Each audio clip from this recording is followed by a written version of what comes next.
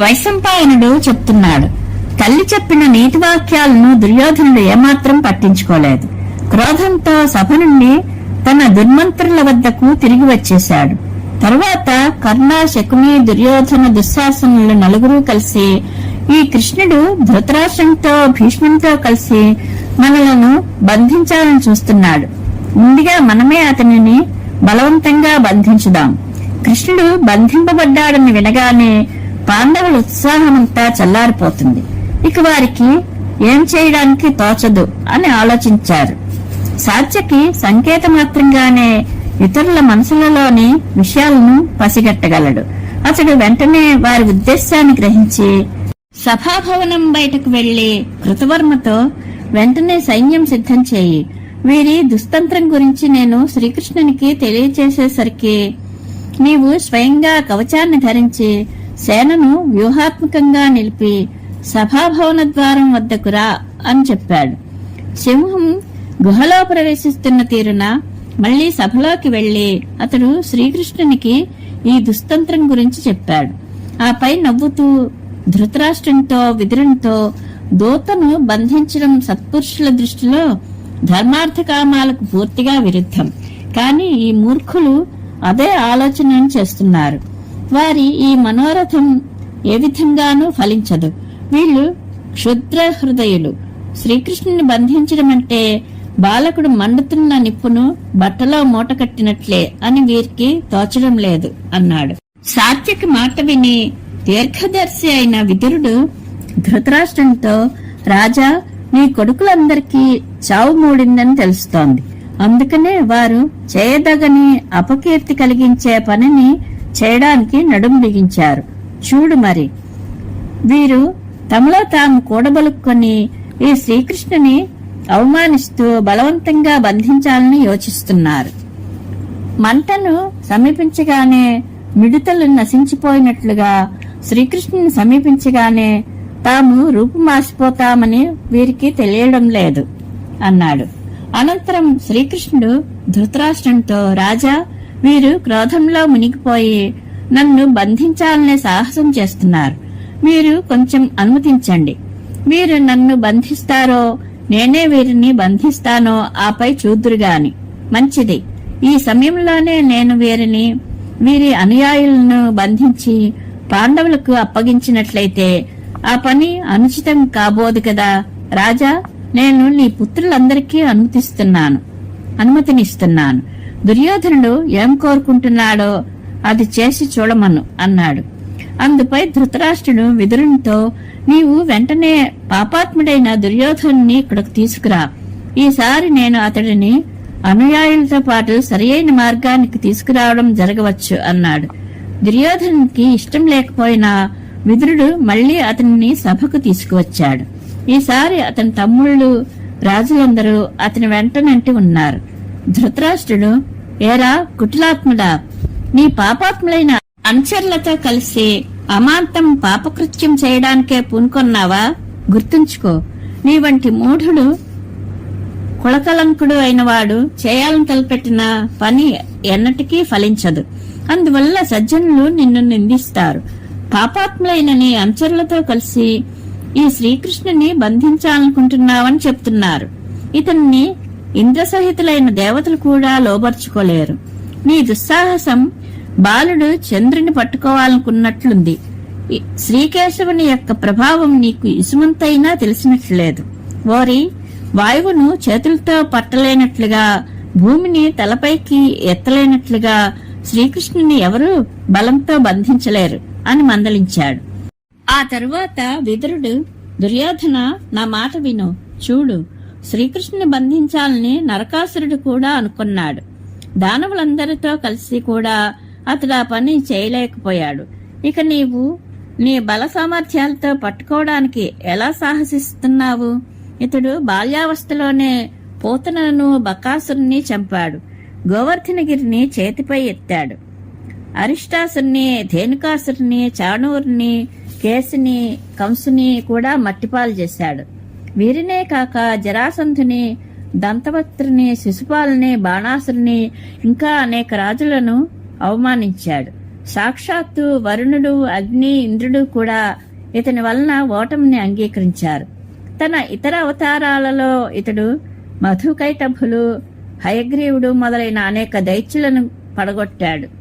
ఈయనే అన్ని ప్రవృత్తులను ప్రేరేపించేవాడు. కాని తాను ఎవరి ప్రేరణతోనూ ఏ పని చేయడు. సకల పురుషార్థాలకు కారణుడితడే.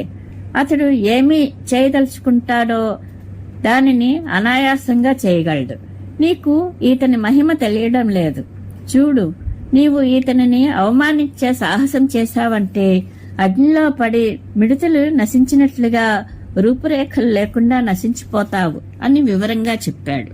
విదురుడు చెప్పడం పూర్తి చేయగానే శ్రీకృష్ణుడు, దుర్యోధన, నీవు అజ్ఞానం వలన నేను ఒంటరివాడినని పట్టి బంధించవచ్చునని అనుకుంటున్నావు కాబోలు. జాగ్రత్త.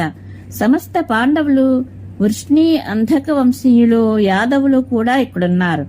వారే కాదు, ఆదిత్యులు, రుద్రులు, వసువులు, మహర్షిగణమంతా కూడా ఇక్కడే కూడి ఉన్నారు.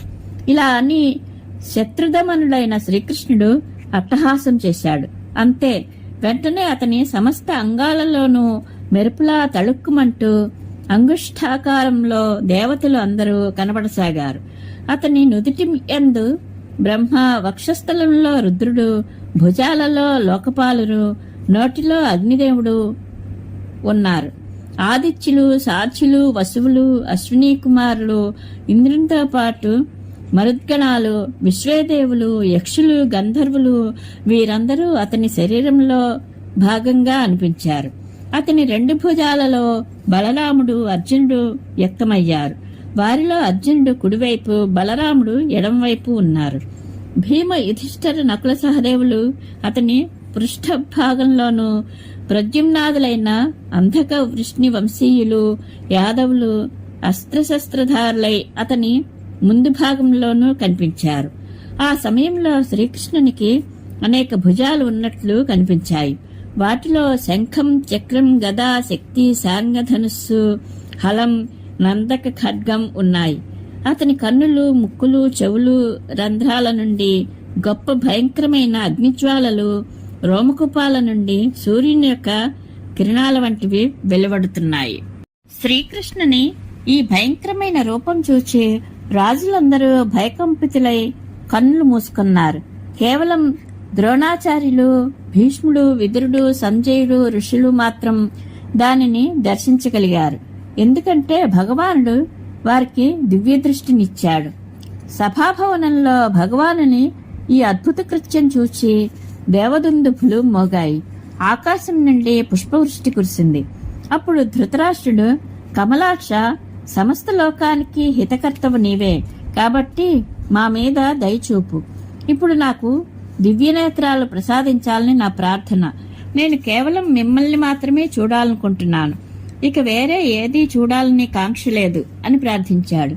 అందుపై శ్రీకృష్ణ భగవానుడు, కురునందన, నీకు అదృశ్య రూపంలో 2 కన్నులు కలుగుగాక అన్నాడు. సభలో ఉన్న రాజులు, ఋషులు ధృతరాష్ట్ర మహారాజుకు కన్నులు వచ్చాయని చూచి చాలా ఆశ్చర్యపడి శ్రీకృష్ణుని స్తుతించసాగారు. ఆ సమయంలో భూమి కంపించింది. సముద్రం అల్లకల్లోలమైంది. రాజులందరూ భయపడినట్లుగా బిగుసుకుపోయారు. తరువాత భగవానుడు ఆ స్వరూపాన్ని, తన దివ్యమైన, అద్భుతమైన, చిత్ర విచిత్రమైన మాయను ఉపసంహరించాడు. అటు పిమ్మట అతడు ఋషుల అనుమతి తీసుకుని సాత్యకి, కృతవర్మల చేతులను పట్టుకుని సభాభవనం నుండి వెళ్లిపోయాడు. అతడు వెళ్లిపోగానే నారదాది ఋషులు కూడా అంతర్ధానమైపోయారు. శ్రీకృష్ణుడు వెళ్లిపోవడం చూసి రాజులతో పాటు కౌరవులు కూడా వారి వెనుకనే వెళ్లసాగారు. కాని శ్రీకృష్ణుడు ఆ రాజులనెవరినీ కొద్దిగానైనా పట్టించుకోలేదు. ఇంతలోకే దారుకుడు అతని దివ్య రథాన్ని సిద్ధం చేసి తెచ్చాడు. భగవానుడు రథం ఎక్కడం కనిపించింది. ఈ రీతిగా అతడు బయలుదేరడంతో ధృతరాష్ట్రుడు, జనార్దన, పుత్రుల మీద నా బలం ఎంతగా పనిచేస్తోందో నీవు ప్రత్యక్షంగానే చూశావు. ఎలాగైనా కౌరవ పాండవుల మధ్య సంధి జరగాలని కోరుకున్నాను. అందుకు ప్రయత్నం కూడా చేశాను. కాని ఇప్పుడు నా స్థితి చూసి నీవు నన్ను సందేహించనక్కర్లేదు అన్నాడు. అందుపై శ్రీకృష్ణుడు ధృతరాష్ట్ర మహారాజుతో, ద్రోణ, భీష్మ, విదుర, కృపాచార్యులతో, బాహ్లీకునితో ఇప్పుడు కౌరవ సభలో జరిగినదేదో మీరు ప్రత్యక్షంగా చూశారు. మందబుద్ధి అయిన దుర్యోధనుడు ఏ రీతిగా దులపరించుకుని సభ నుండి వెళ్లిపోయాడనేది కూడా మీ ఎదురుగానే జరిగింది. ధృతరాష్ట్రుడు కూడా ఈ విషయంలో తన అసమర్థతను వెల్లడిస్తున్నాడు. కనుక ఇప్పుడు నేను మీ అందరి వద్ద సెలవు కోరుతున్నాను, యుధిష్ఠిరుని వద్దకు వెళ్తున్నాను అన్నాడు. ఈ రీతిగా సెలవు తీసుకుని భగవానుడు రథం ఎక్కి సాగుతుండగా భీష్మ, ద్రోణ, కృప, విదురులు, ధృతరాష్ట్రుడు, బాహ్లీకుడు, అశ్వత్థామ, వికర్ణుడు, యుయుత్సుడు మొదలైన కౌరవ వీరులు కొంత దూరం వరకు అతని వెనుక వెళ్లారు. అనంతరం వారందరినీ చూస్తూ భగవానుడు తన మేనత్త కుంతిని కలుసుకోవాలని వెళ్ళాడు.